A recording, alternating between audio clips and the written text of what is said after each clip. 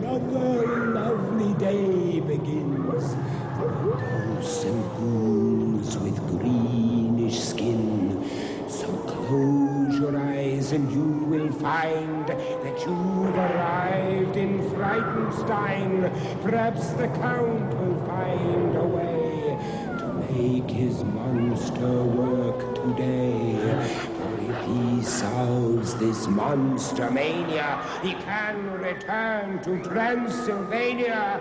So welcome where the sun won't shine, to the castle of Count Frightenstein.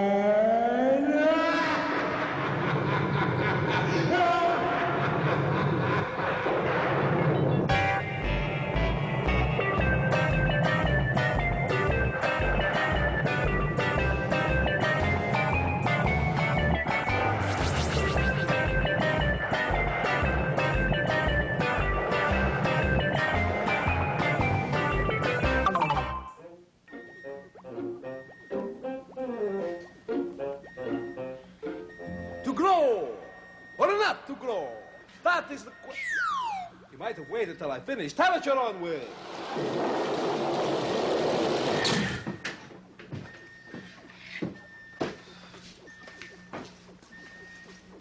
Tippy Tippy Tin has arrived. All right, Igor, you are late. Explain yourself. Master, I was outside putting that shark killer that you invented in the moat. My shark remover? Yes, Master. Of course. All right. We will speak of this later. But now, it is time to raise the flag. Right. As we sing our national anthem. Lay it on them, babe. Gory, gory, Transylvania. That's it. Sing it. The werewolves and bats for love is made. Pick up the tempo. The murky moor will likely claim ya as we go stumbling through. Slowly now for the pledge.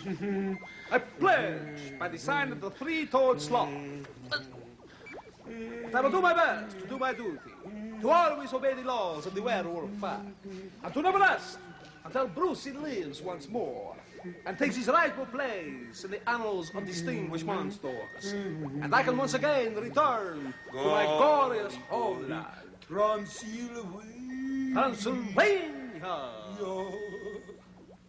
Go.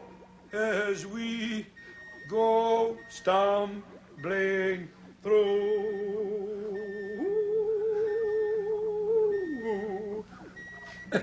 You lied there. All right, now explain yourself. Don't touch a count ever. I was going to kiss you. You will kiss a count when the count says kiss a count. Now explain yourself, Igor. What were you doing? Well, Master, I was by the moat and I was putting your shark remover in the moat. I see. What happened there? Well, Master, there is no sharks in the moat. You see, Igor, my shark remover works.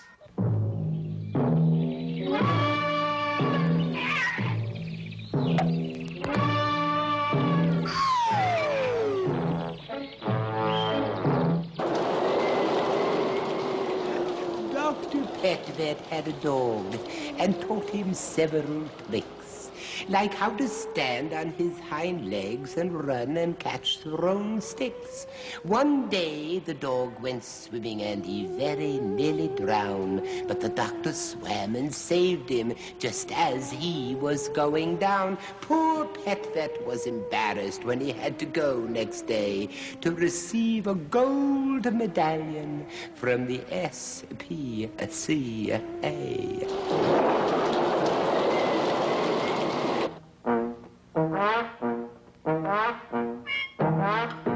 Yes, he's here.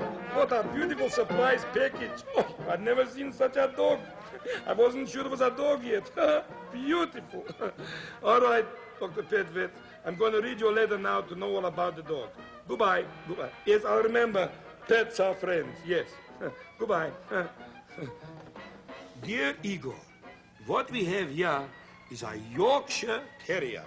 He's a small terrier with a long coat of straight, silky hair that parts and falls on each side of his body right down to the ground. Oh, look at that beautiful part in the all the way from the tip of his nose to the tip of his tail. The color is dark steel blue and golden tan, and the head is very small and flat. He has a short muzzle covered with long hair here, you see? It looks like a mustache.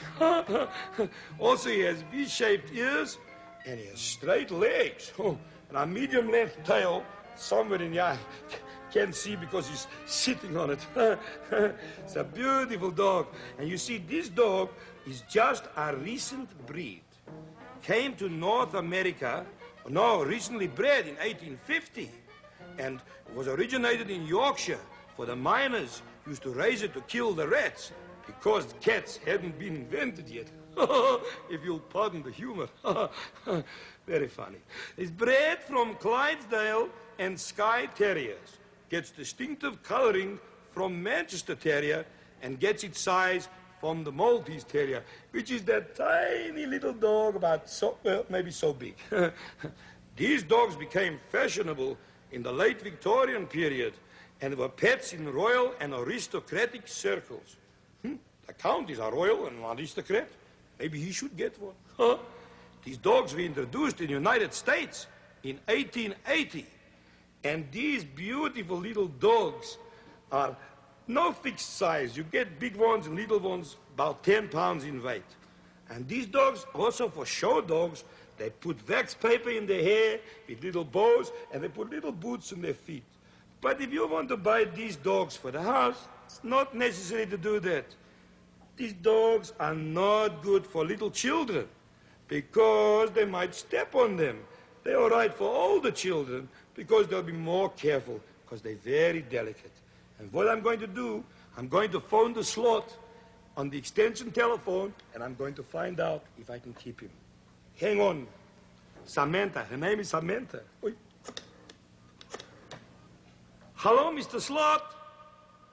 I'd like to keep this little fella here, a little girl. You heard that, eh? Listen, just for a couple days, break down for once. He said no. I don't know what to do now. He said no. Well, I suppose I better take you back to Dr. Petford. Come, let's go. I'm not very happy about this. Oh, you're so cute. Oh, you're such a lovely little dog. Ruby. Booga booga. You'll never guess what's coming next.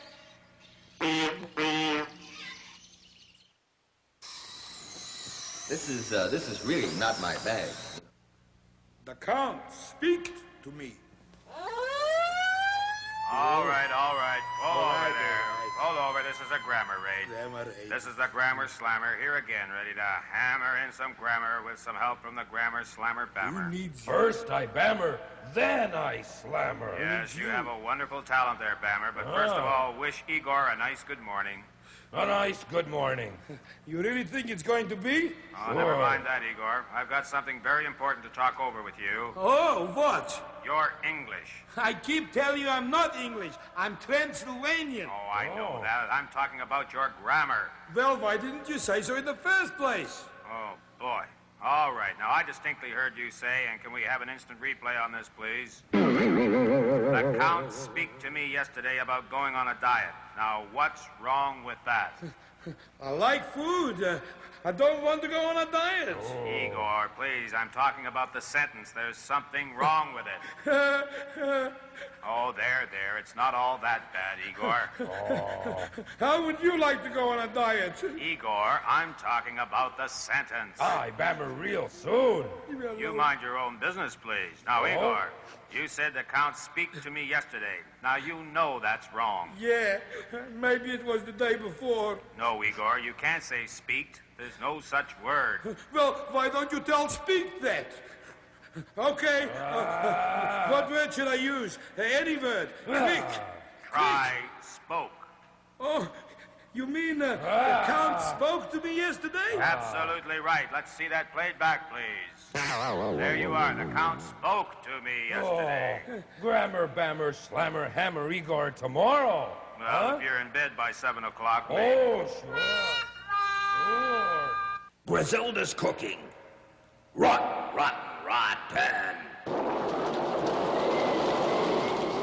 I think Griselda, in a way, is really quite good looking. And that's a lot more than I'll say for any of her cooking. I'd love to get to know her well. She really seems delightful. It's just when I refuse to dine, she thinks I'm being spiteful. Griselda, don't you understand? I don't mean to be rude. I love you as a person. I just don't like your food.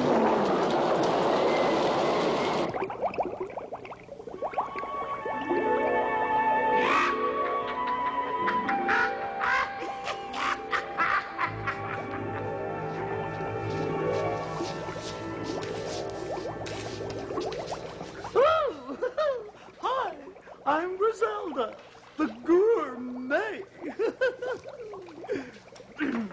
Time was when we exchanged graduation things and lingered over our onion rings. That was some recipe. Wow! Wow! Here we go into the kitchen, and we're going to have a wonderful time today. Now, what we're going to cook for you is Pervert Friendly's Fresno Freeway Fuzzy Furry Ferocious Frappe.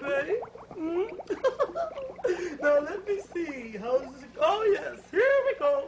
Now, as always, we will start with the inevitable egg. Love it. Then we take some black sauce. Just a couple of squirts. There we go. And we start our mix. Wow. Woo. Then we take an onion, just to bring tears to the eyes. Too much. Haley Mills, eat your heart out. Just too much. And now, away we go. Whoop-woo. Oh, Polly has a message. What does it say? You didn't know I could write, did you? I'm not bad at left either. I'm funny. Wow. And now, as you know, we have to have a very basic ingredient for a dish such as this. So today we're going to use tiger fur. Do you believe that? Well, here we go. We're going to throw this now, the tiger fur, into the cauldron. Thusly. Close. Now, back to the old mixing bowl.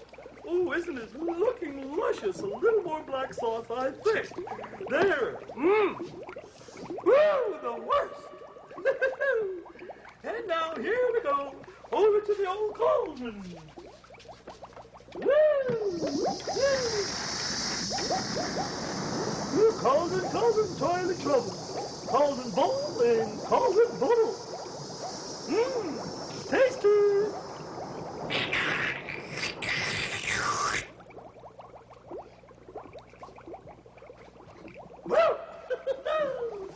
Whatever you do, don't cook it.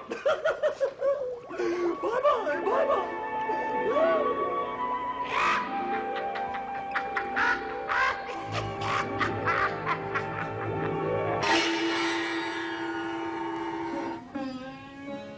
As the spirit of our mutual body wanders on in children, this truth, indeed, has been seen by only those who can follow the yellow brick road.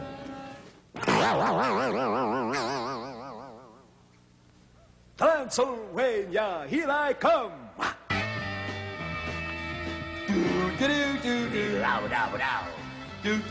I am the Wolfman. Wolfbane! Not Wolfman. Don't say that. No name. Wolfbane? No, Okay. Wolfman. Okay. You ready for a riddle, Wolfman? Lay it on me, babe. Okay, here it is. Why are fish well educated? I don't know. Why are fish well educated? 'Cause they're always found in schools. Bavada Clyde should make a film about the sloth. Perish the thought.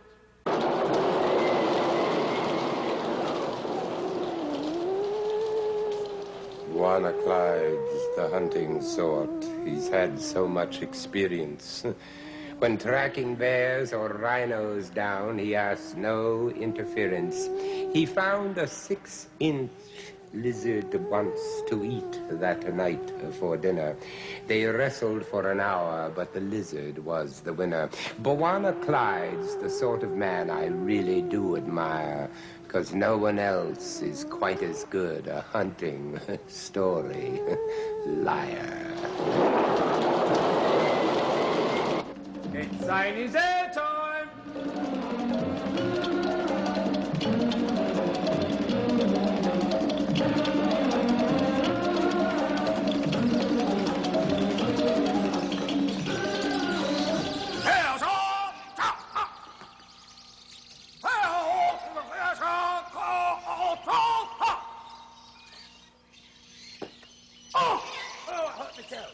All right, so much for the drill period. Just like to keep myself in shape. Fighting fit, fighting fit.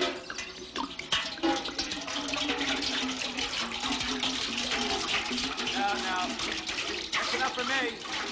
Now, I couldn't drink all that. No, that's enough milk for any man.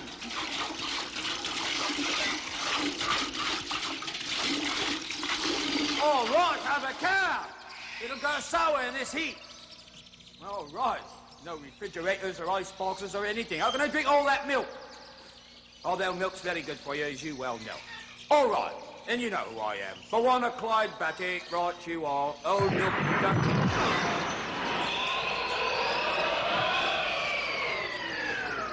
And then there were none. All right, now, we're going to see a lovely film today that I'm sure you're going to love.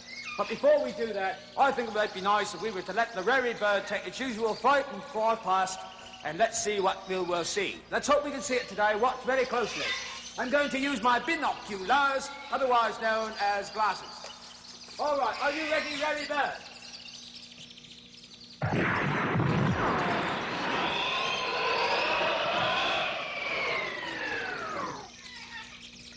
I never seem to be able to catch him. Oh, well. Very rapid bird indeed. All right, I think it's about time that we got to our film for the day. Oh, I've got a splitting headache. But never... Oh. Do you ever have a throb in your head like that? Well, never mind, because I have you with me, and that makes me feel better at all times. And we're going to see a lovely film today, so why don't we get to it? It's right over here by the projector. And here we go. Reels in place, that's right. Oh, hello, you. Hey, off here you go. Come on, sit in my finger. Sit in my finger. I don't want you caught in the reels there. You're so cute. Oh, lovely little bird. All right, reels in place. That's right, little sticky bird. Now, we're focusing. You want to watch the film with me? That's it. Just sit in my finger. Oh, and look what we have here. A very dangerous chap, I must say. This is the rattlesnake. Ooh, best beware, best beware. That's right. Heavily bodied, usually hard and venomous. My goodness. Now, the Mississauga rattler, well, that's usually just about over 2 feet in length. But highly poisonous. Look at the fangs, and no, thank you very much. Although everything is beautiful in its own way, I'd best avoid that one. Now, they're known for the little rattles in their tail, which they usually rattle before they strike. But don't be fooled by that. Don't be fooled, because if you step on one, he hasn't a chance to rattle, has he? And he'll just bite you back, so you'd best watch out.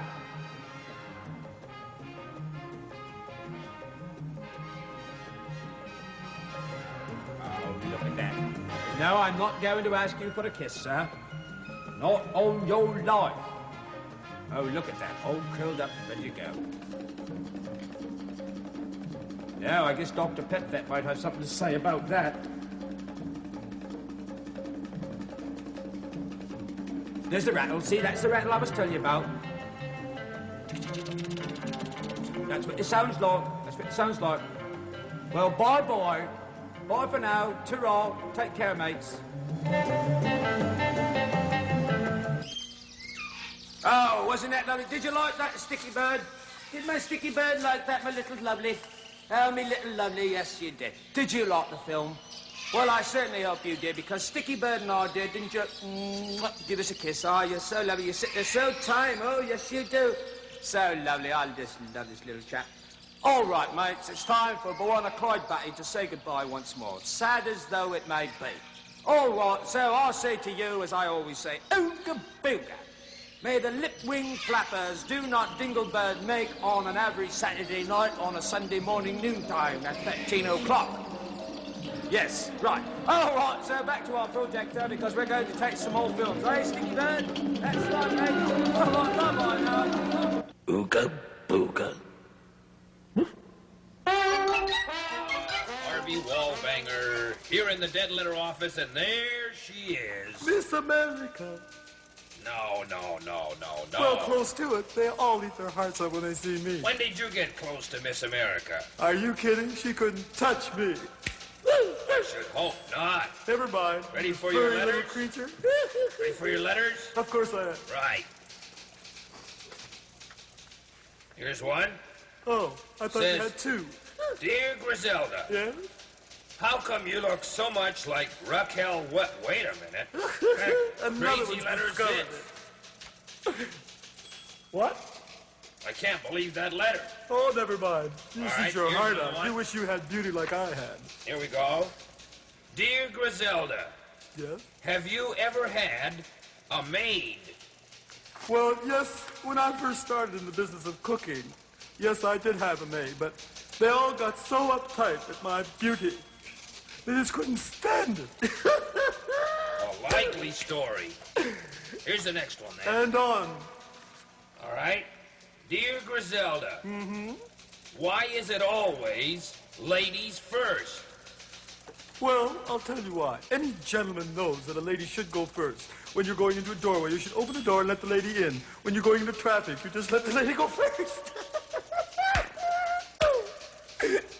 I'm having so much fun today. All this beauty and talent, too. Wish I were. Yeah, Here we well. go. All right. Yep. Dear Griselda, how do polite people eat spaghetti? Well, polite people would eat spaghetti by you very carefully and daintily take a fork, and then you stick it into the spaghetti. You see? And then you very slowly turn it. And if that doesn't work, you take it, you whale it. You slop everybody up. Later, Herbie. Oh. Oh, unfortunately, another interruption. Oh.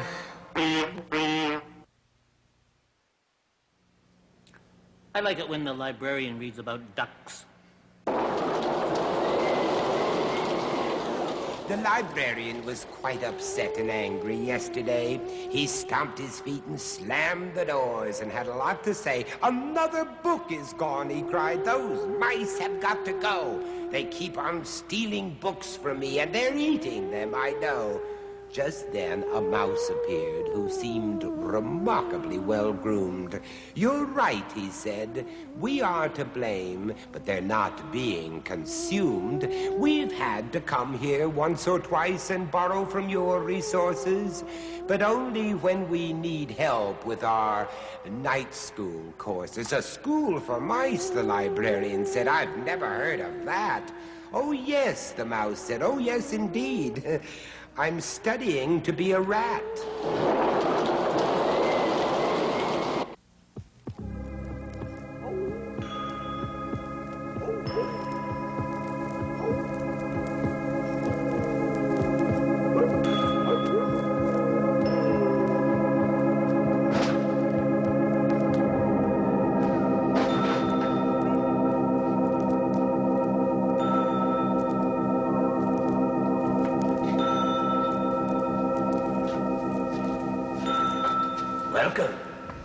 Welcome to the library.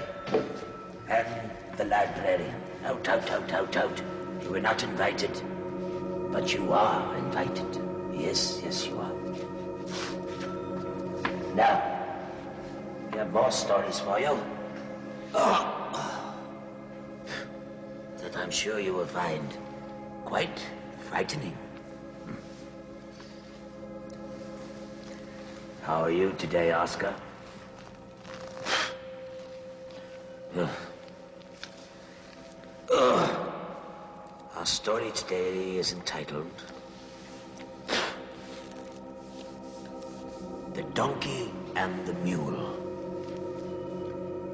A mule driver set forth on a journey, driving before him a donkey and a mule, both well laden. That means they were carrying quite a bit. The donkey, as long as he traveled along the plain, carried his load with ease. But when he began to ascend the deep path of the mountain, he felt his load become more than he could possibly bear. He entreated his companion to relieve him of some small portion that he might carry home the rest. But the mule paid no attention to the request. The donkey, shortly afterwards, fell down under his burden. The mule driver, not knowing what else to do in so long and wild a region, placed upon the mule the load carried by the donkey, in addition to his own. Did I frighten you? And at the top of it all, placed the donkey. My goodness. The mule, groaning beneath the heavy burden, thus said to himself, I am treated according to my deserts. If I had only been willing to assist the donkey just a little in his needs, I should not now be bearing together with his burden and himself as well. I would think a moral to that story would be, it would help us all if we lent a helping hand now and then. But the librarian grows tired now. Until we meet again, I bid you goodbye. Goodbye.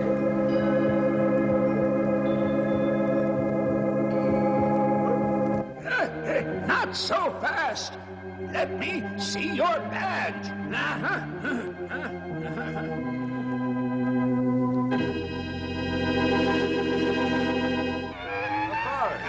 Yes. Yes, thank you very much. Goodbye. Thank you for calling. All right, Igor, you try one. Frankenstone Fire Department? Yeah, there's a fire. Help, help, there's a fire. There's a fire at the shoe warehouse. Just hang on a second. A fire at the shoe warehouse, mister. Well, how serious is it? How serious is it? It must be serious. It's already above the soles. It's already above the soles, mister. Well, don't worry about it too much. The place is full of heels anyway. Well, don't worry about it too much. The place is full of heels. Anyway, I didn't even realize you made a funny there. Of course, you know the count. Try that one. Frightenstein, Frightenstein, Frightenstein, Frightenstein, Wires Limited. Do you guys tap phones? Sure we do. I'll give you a sample. Hang on. Tap-toe through the tap-taps in the telephone. Tippy-tippy-tippy-tippy. I'll get this one, Igor. Hello, Count Frightenstein here.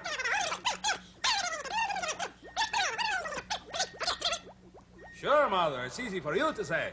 All right, Igor, try one. That was your mother. I recognized it. Of course. You can't miss that.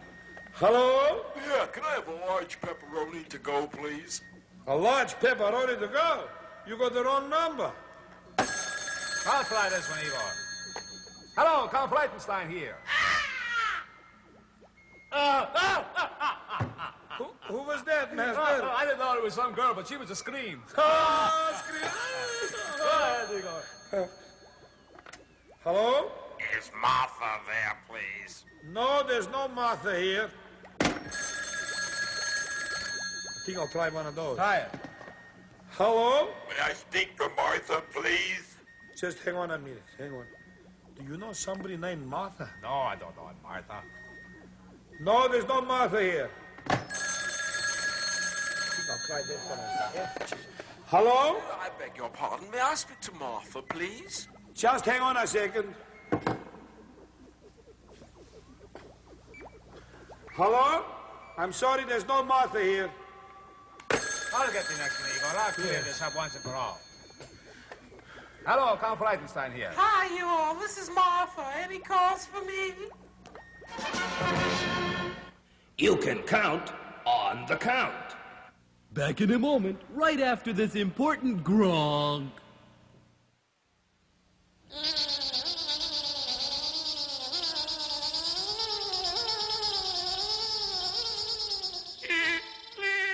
don't even know if I can pull myself together to tell you this, but I'll try. I know a mosquito that has a beak so long that he forms a lasting attachment to people. Ha ha, funny lunchtime.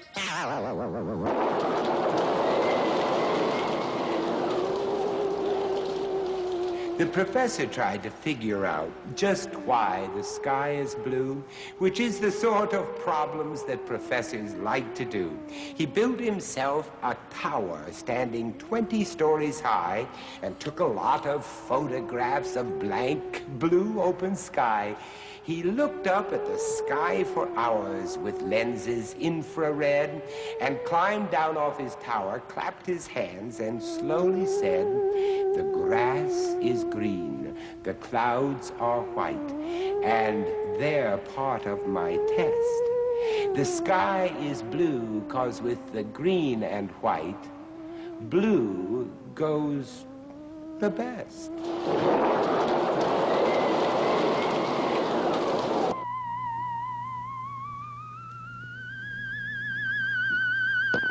How do you do, my friends abundantly everywhere, boys and girls and teachers and people and mothers and fathers and singers and electron microscopists and others? I am Professor Julius Sumner Miller, and physics is my business, and we are doing business with a stick. Imagine, here is a stick which I handle as follows. I imagine it is hinged here and falling here. So, somebody says, what are you going to make of that, Professor? I'm going to make of that a very difficult problem. Let me put a block on the end of the stick, and let me release the whole thing. And you saw the block fell with the same acceleration as the stick. But now let me hinge the stick, as before, and I ask you to watch sharply, because it is difficult to see. I say the end of the stick ran away from the block, and no one would believe that. But I'm going to prove it. I'm going to have a hinge stick with a hinge there, as was my finger, and I'm going to have a little cup put there. The dimensions I won't worry you about. And then I'm going to put a ball on the end of the cup, on the end of the stick, and then I'm going to prop this up with a prop at some certain angle. Now, as I say, I'm not worrying you about the dimensions. The large-scale evidence will suffice. I am suddenly going to remove this prop. Zip! And the stick, of course, falls down like that. The cup is fixed to the stick and finds itself there. And then what do we find? Ho, ho, ho! We find, well, I got to have the cup a little bigger, I guess, for this picture. We find the ball in the cup. And if the ball is found in the cup, then it is clear that the end of the stick must have run away from the ball. Possible. No hurt. Let us see. Let us see. I am going to put it so. Maybe so. And I'm going to put the ball so.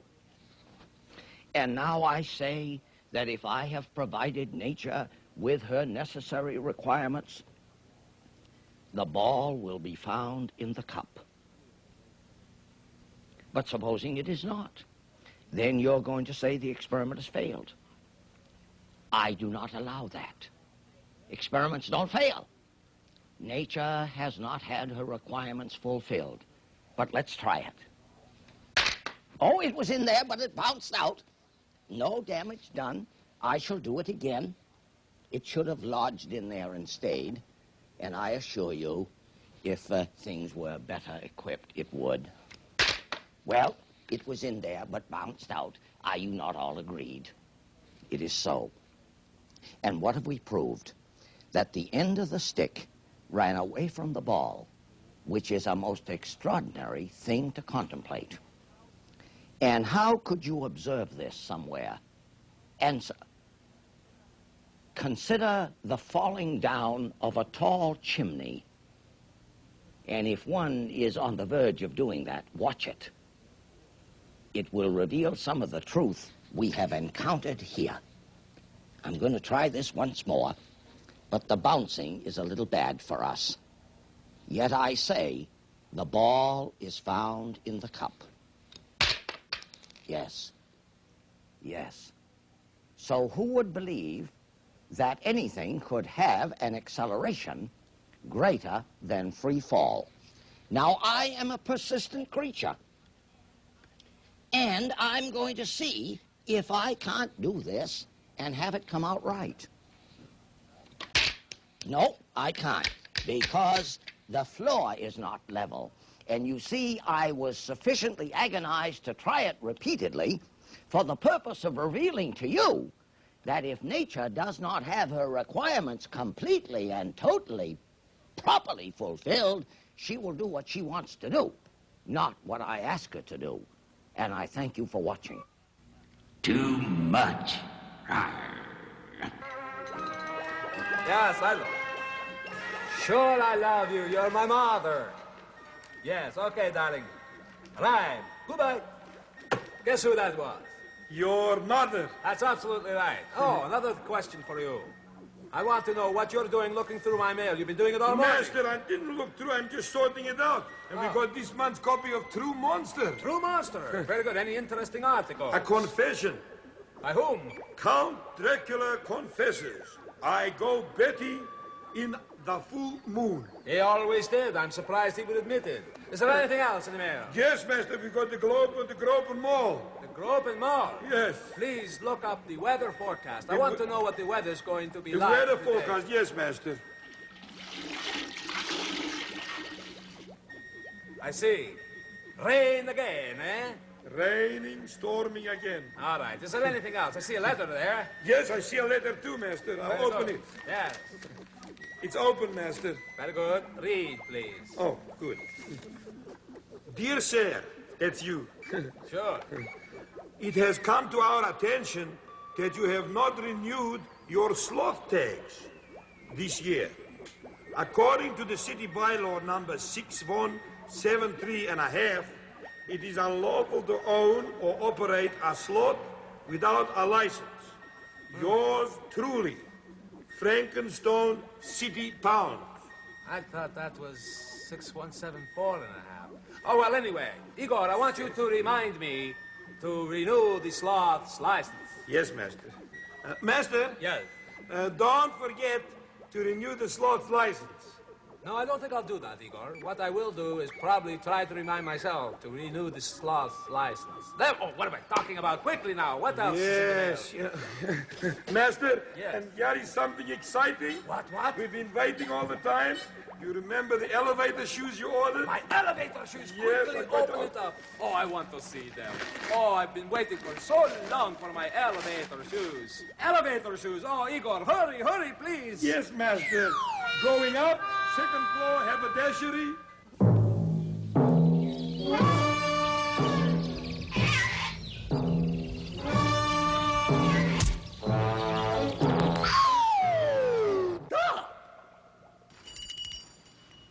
Ah, here is a letter. So we will read this letter now.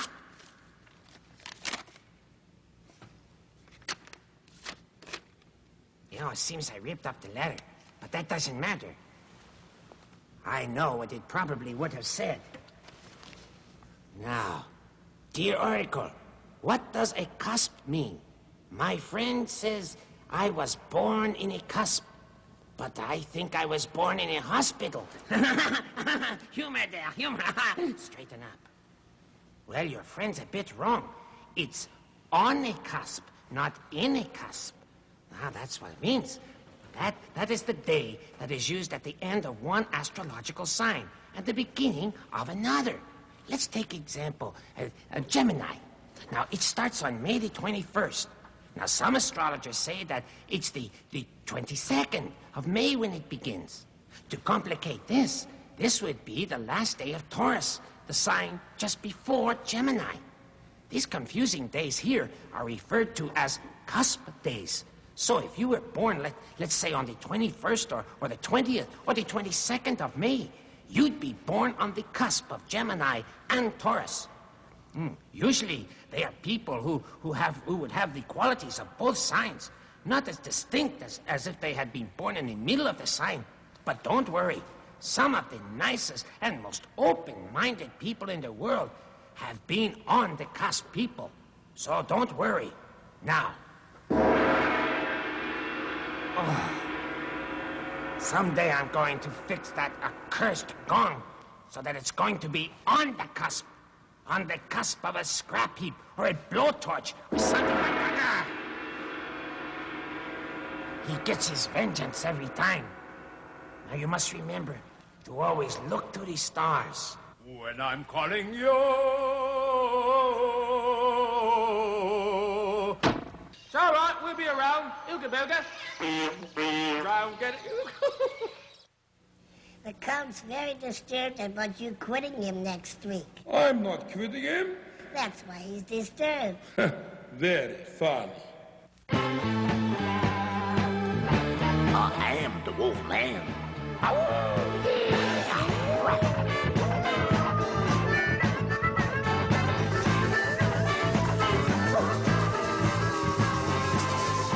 Oh, hello, hello. How are you? How do you do? I am the Wolf Man, and I'm bringing sounds from EECH. Peace, brother. Let's do that number. Hello, I am the Wolf Man. What's happening, Griselda? You putting me on. Well, it just might do the trick. Why don't you try it, babe? Yeah. Okay, bye-bye. That was Griselda. She's cooked up a real stew to get Brucey going. So this is the new dishwasher you've invented.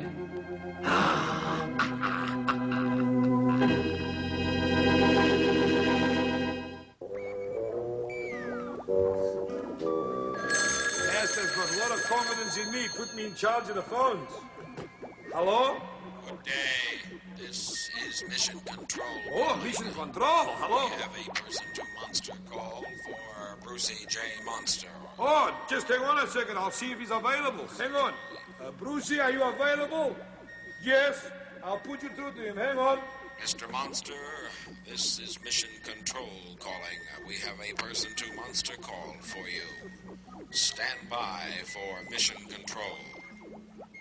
5, 4, 3, 2, 1, ignition! Liftoff is completed!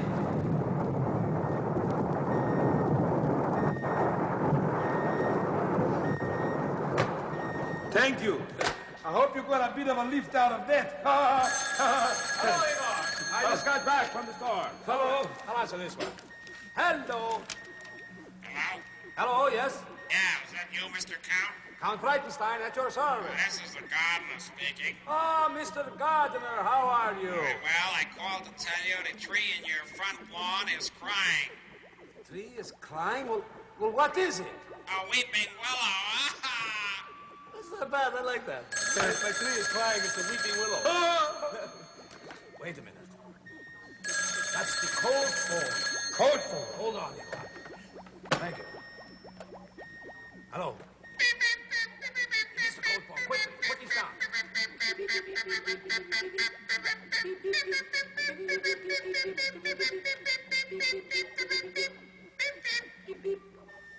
All right, Igor. Now read that back to me. What did it say? Said Master.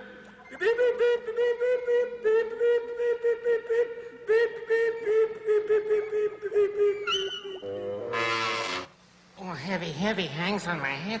Oh. They say Wolfman's the best. I dig it. Tiptoe through the ladders, and I'm working. Well, how are you today, Harvey? Now get it right. Scratcher. You didn't get it right. It's Harvey Wallbanger. Harvey Wallbanger. Of course, I know that. I just like to tease you. Well, is there any mail for me today, Harvey Well, there's one right there that seems to be addressed right to you. Oh. There it is. It is. It says to the Count. And who is the Count? Ta-da. You are the Count. I am the Count. You can count on that, me being the Count. Wow, man. Dear Count. One, He's the two, wolf three. man. I beg your pardon. 1, 2, 3. Skidoo. All right. Dear Count, is it true that the Wolfman is a man or is a wolf? Well, this is signed Jack. Well, Jack, I'll tell you this. I'm going to send you a picture, that's for sure. And I can tell you that it's 6 of one, half dozen of the other. That's a good one there. That's the easy way out, isn't it? Yes, I would think so. Yeah. Why not? You know, ride the fence down the middle. All right, until we meet each other tomorrow, Harvey. Come on now. Wall. Yeah. Finger. No. It's wall banger. Everybody gets letters. Not the Count, not me. The castle lights are growing dim. There's no one left but me and him. When next we meet in Frankenstone, don't come alone.